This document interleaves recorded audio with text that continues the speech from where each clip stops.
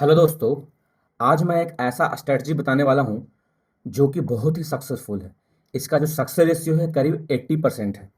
यानी कि 10 में से है 8 बार आपको काम करेगा। ठीक है। आपको करना क्या है?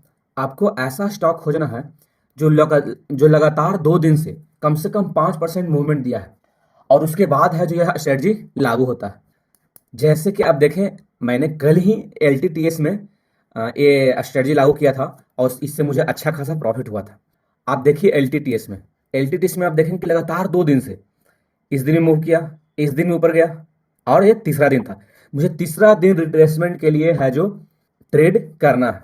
कैसे करना है वो मैं आपको बताता हूँ। चलिए इसको 5 मिनट पे करते हैं। देखिए, इस दिन में मूव किया था, इस दिन में मूव किया, मुझे तीसरा दिन इसके लिए रेडी रहना है। हाँ, थर्ड डे पहले क्या होना चाहिए कि थर्ड डे भी थोड़ा सा ऊपर की ओर मूव करना चाहिए।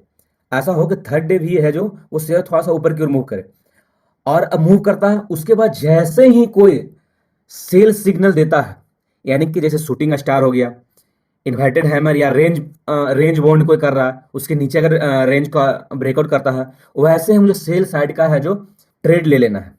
मैंने एल में ही कल तो सैटरडे था, मतलब 28 अप्रैल को मैंने इसमें ट्रेड किया था, रिट्रेसमेंट ट्रेड। देखिए, यहाँ से मूव किया है 3400 से करीब मूव कहाँ तक किया है? 3828, यानी कि 400 मूव किया है। अगर हम परसेंटेज वाइज से देखें तो कितना परसेंट ऊपर मूव किया है? करीब 12%। और मुझे ऐसा शेयर खोजना है जो 5% ही 2 दिन के अंदर मूव किया है और इसने 12% का मूवमेंट दिया था। देखिए, थर्ड डे 26 अप्रैल को मूव किया, 27 अप्रैल को मूव किया, 28 अप्रैल को जैसे ही ऊपर मूव करके जैसे ही इसने शूटिंग स्टार बनाया, मुझे ट्रेड ले लेना है। शूटिंग स्टार कितना? 3828 के आसपास शूटिंग स्टार बनाया है। 3828 पे मुझे सेल का ट्रेड लेना है, जिसका स्टॉप लॉस रहेगा वो करीब 3846। यानी कि कितने रुपए का स्टॉप लॉस है? 18 रुपए का आपका स्टॉप लॉस है। ठीक है। अब देखिए यहाँ से गया कितना है? 3828 से करीब देखिए 3773, यानी कि 50 रुपए का करीब मूवमेंट किया है। करीब यहाँ से 50 रुपए का नीचे रिट्रेसमेंट हुआ है। ठीक, 50 रुपए समझ रहे हैं, यानी कि 1.5% के करीब, यानी कि शेयर का 1.5% आपको मूवमेंट मिल रहा है। फिर देखिए, मैंने जो ट्रेड किया था, मैंने ये वाला ट्रेड देखा ही नहीं था। मैंने इस यहाँ पे देखा था। मैंने जैसे ही देखा कि रेंज बाउंड बना रहा है और रेंज बाउंड को जैसे ही 3850 के नीचे ब्रेक किया, मैंने इसको ट्रेड ले लिया और एग्जिट करीब करीब यहाँ के आसपास 3782 के आसपास किया था। यानी कि मुझे उस दिन 60 से 65 पॉइंट का फायदा हुआ था।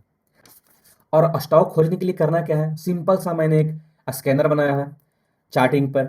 इसको स्कैन कर लेना है, देख लेना है कि आज कौन कौन सा स्टॉक में बना है और उसके बाद है जो आपको स्टॉक खोजने में परेशानी नहीं होगा। चलिए मैं कुछ बैक टेस्ट कर लेता हूँ। जैसे देखिए, मैं कोई भी रैंडम डेटा उठा लेता हूँ। जैसे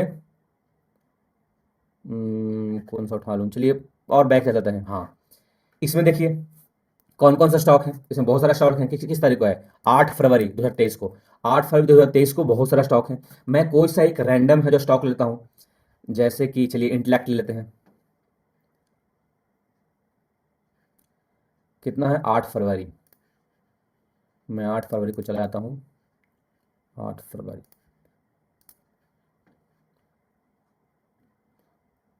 देखिए 8 फरवरी को इसने मूवमेंट किया, नेक्स्ट डे ही इसने रिट्रेसमेंट किया। लेकिन इसमें दिक्कत क्या है कि पहले इसने ग्रीन कैंडल नहीं बनाया। आपको ध्यान रखना है कि पहले ग्रीन कैंडल बनाया, उसके बाद थोड़ा सा नीचे मूवमेंट करो तो रिट्रेसमेंट अच्छा होता है। देखिए, इस दिन रिट्रेसमेंट किया है, उसके बाद भी रिट्रेसमेंट किया है। तो आपको जैसे ही वो स्कैनर पे मिले कोई भी स्टॉक, उसके नेक्स्ट डे ही आपको वो स्ट्रेटजी लागू हो जाएगा। ध्यान रखें, अगर पहले ही ग्रीन कैंडल बनाता है उसके बाद ये नीचे क्यों रहता है, तो ये स्ट्रेटजी बहुत ही अच्छा वर्क करता है उसी दिन। और जैसे देख लेते हैं, कौन सा देख लें। चलिए अडानी इंटरप्राइज देख लेते हैं।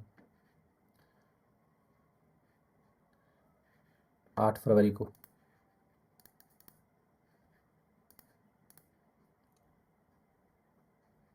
8 फरवरी को देखिए, इसने ऊपर गया है, नेक्स्ट डे ही इसने क्या किया है? रिट्रेसमेंट किया है। ठीक, अगर ये अडानी इंटरप्राइज थोड़ा सा ऊपर जाता, उसके बाद एक कोई शूटिंग स्टार कैंडल या कोई रेड कैंडल इस तरह से बनाता, मैं वैसे ही इसको सेल करता। ठीक, लेकिन उस दिन हुआ क्या कि ये खुला मार्केट डायरेक्ट नीचे आ गया। मैंने ट्रेड नहीं लिया क्योंकि ऊपर गया ही नहीं। मैं यहाँ पे अगर नीचे गिरते जा रहा है तो मैं स्टॉप लॉस कहाँ पर दूंगा? नहीं दूंगा, क्योंकि गिरते जा रहा है। अगर यहाँ पर आप लीजिएगा तो क्या होगा कि वो नीचे गिरने के बजाय ऊपर चला जाएगा। अब क्या कीजिएगा? कहाँ पर स्टॉप लॉस दीजिएगा? आपको समझ ही नहीं आएगा। तो स्टॉप लॉस के लिए जरूरी है कि शुरू में वह थोड़ा सा ग्रीन कैंडल बनाए। तो बैक टेस्ट आप कर लीजिए, जितना करना है स्कैनर आप देख लीजिए, उसमें बैक टेस्टिंग का है ही, बैक टेस्टिंग कर लीजिए। और और कुछ बातें हैं जिसको ध्यान रखना है, इस वीडियो को पूरा एकदम लास्ट तक जरूर देखें, नहीं तो क्या होगा कि आप हाफ बात ही सुनेंगे और इस स्ट्रेटजी को लागू करने लग जाएंगे और आपका लॉस ज्यादा हो जाएगा। अब वो करना क्या है, लॉस कम करने के लिए मैं बताता हूँ। अगर कोई स्टॉक है जो 0.5% आपके तरफ मूव कर गया है, यानी कि सेल की साइड मूव कर गया है, उसमें आपको स्टॉप लॉस नहीं लेना है। जैसे कि मान लीजिए कि मैंने यहाँ पर ट्रेड लिया था, यहाँ पे मैंने ट्रेड कर लिया था 3800 का 0.5% कितना होता है, 19 रुपया, यानी 19 से 20 रुपया आपका 0.5% होता है। अब देखिए कि 3828 पे मैंने सेल किया है, जैसे ही 19 रुपया आपके साइड जाए, जैसे कहाँ पे देखिए 12, 28, 12, 16, देखिए यहाँ पर चला गया 6, माने कि यहाँ पर आपका 0.5% दे दिया। आपको स्टॉप लॉस ट्रेल यहाँ पे कर लेना है, कहाँ पे, जहाँ पे आप बाय, जहाँ पे आप सॉरी ट्रेड लिए थे जिस प्राइस पे, आपको स्टॉप लॉस है ट्रेल करके यहाँ पे ले आना है। अब होगा क्या, मान लीजिए कि यहाँ से अगर नीचे आकर वो फिर से ऊपर चला जाता है तो लॉस नहीं होगा, जो भी लगेगा ब्रोकर चाहे लगेगा, लॉस तो नहीं होगा। तो आपको ऐसे ही करना जरूरी है कि 0.5% अगर मूवमेंट हो जाए कोई भी स्टॉक, तो उसमें स्टॉप लॉस नहीं लेना है। दूसरा क्या है, सिर्फ फ्यूचर वाले स्टॉक सॉरी सिर्फ फ्यूचर वाले स्टॉक्स में ही इस स्ट्रेटजी को ट्राई किया हुआ है। आप देख लें अदर वाले जो निफ्टी 500 है उसमें ट्राई उसमें काम करता है नहीं, लेकिन मेरा तो मानना है कि आप सिर्फ फ्यूचर वाला स्टॉक में ही ट्रेड करें। जो तीसरा पॉइंट है, अगर मार्केट आपके फेवर में जा रहा है, फेवर में है, तो मूवमेंट तेज होगा। और अगर मार्केट आपके फेवर में नहीं है तो हो सकता है कि मूवमेंट स्लो हो और स्टॉप लॉस हिट भी कर दे। आप पता कैसे चला है कि मार्केट आपके फेवर में है या नहीं, आपको देखना क्या है, निफ्टी देखना है सिर्फ। निफ्टी अगर आपके फेवर में जा रहा है जिस वक्त आप लिए हैं ट्रेड, तो उसका जो सक्सेस रेशियो और बढ़ जाएगा, और है जो वो ज्यादा तेजी से मूवमेंट करेगा। लेकिन अगर निफ्टी आपके विपरीत दिशा में जा रहा है तो भी फायदा होगा। लेकिन उस वक्त आपको करना क्या है कि मार्केट अगर आपके फेवर में नहीं जा रहा है, जैसे मैं एलटीटी लिया था, एलटीटी यहाँ पे लिया, मार्केट मेरे फेवर में था ही नहीं, ऊपर जा रहा था हमेशा, अगर कल देखेंगे आप तो इस वक्त ऊपर ही जा रहा था। मैंने स्टॉप लॉस को, मैंने शुरू में स्टॉप लॉस यहाँ दिया, मैंने स्टॉप लॉस को ट्रेल करके यहाँ कर दिया, 3865 के आसपास कर दिया। यानी कि आपको स्टॉप लॉस को एकदम टाइट कर लेना है, जितना हो सके टाइट कर लेना है, ताकि अगर वो लॉस भी ले जाए तो कम लॉस ले जाए।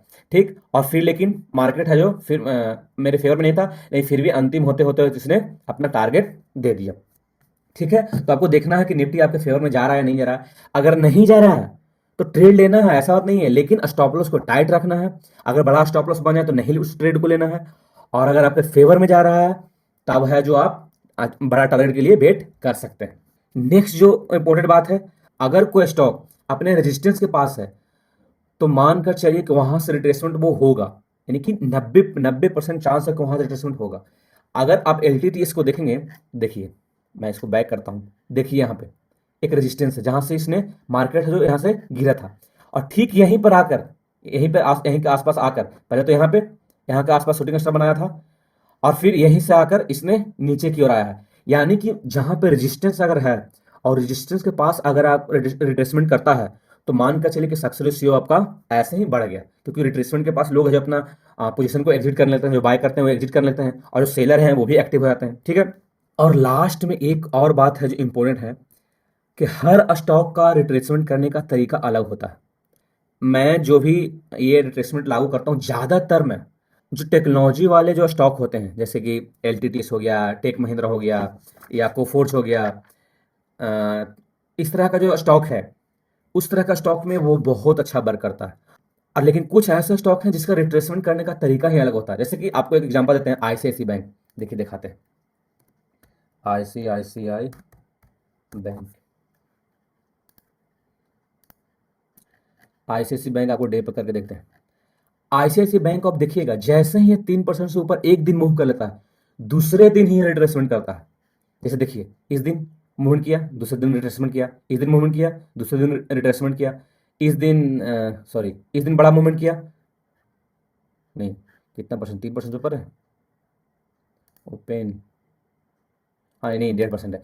3% जहां जहां इसने बड़ा मूवमेंट किया है, ये है जो रिट्रेसमेंट करता ही करता है। यानी कि आईसीआईसी बैंक है ना, तो 3% के बाद ही ये रिट्रेसमेंट करता है। तो हर स्टॉक का अपना अपना तरीका है। मैंने जो ये स्ट्रेटजी यूज किया है, ज़्यादातर टेक्नोलॉजी वाला जो स्टॉक है उसमें यूज किया है। तो आप भी उस हर स्टॉक का नेचर है जो आप देख सकते हैं कि किस तरह से रिट्रेसमेंट करता है, उसके बाद आप ट्रेड ले सकते हैं। ठीक है, आपको अगर यह स्ट्रेटजी अच्छा लगता है तो प्लीज़ इस तरह का स्ट्रेटजी मैं और लाऊंगा। इस चैनल को लाइक करें, शेयर करें, सब्सक्राइब करें। थैंक यू, धन्यवाद। अपने दोस्तों को भी जरूर बताएं।